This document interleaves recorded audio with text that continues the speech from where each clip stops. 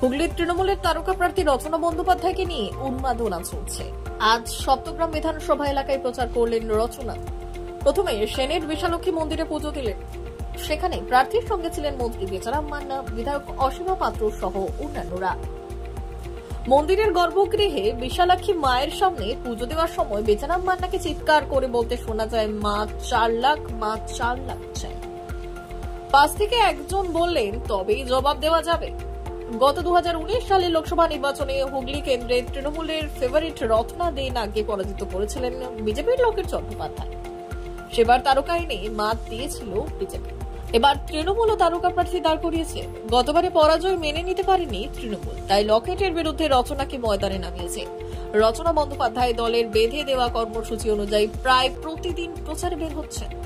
একটা একটা করে বিধানসভা এলাকায় ঘুরছে, মন্দিরে পুজো দিয়ে আশীর্বাদ নিচ্ছে। আজ সপ্তগ্রামের সেনেট গোস্বামী মালিপাড়ায় হুড খোলা গাড়িতে রোড শো করলেন। রচনা বন্দ্যোপাধ্যায় এদিন কি জানিয়েছেন শোনাব।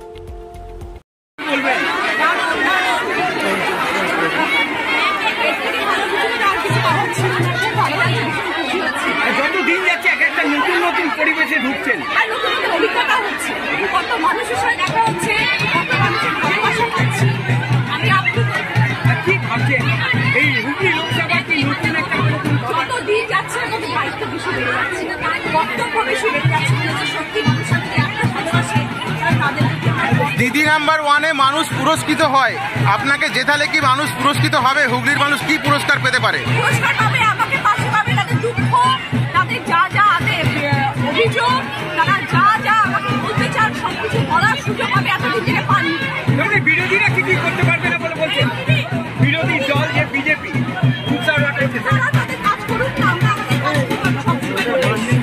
তারা যা ইচ্ছে করুক, আমরা সব পথে যাবো, আমরা সবভাবে কাজ করবো, আর তবে মানুষের মন যাবে। দিদি যেটা বলছে মানুষের সাথে মানুষের পাশে সবসময় থাকতে হবে, সেটাই কি মেনে চলবে? একটা মানুষের পাশে থাকবো, মানুষের সাথে চলবো এবং উন্নয়নে আমার দিদি বিশ্বাসী আমরা উন্নয়ন নিয়ে এগিয়ে যাবো। আগামী 5 বছর কি আপনাকে মানুষ সবসময় পাশে পাবে? সবাই পাশে পাবে, সব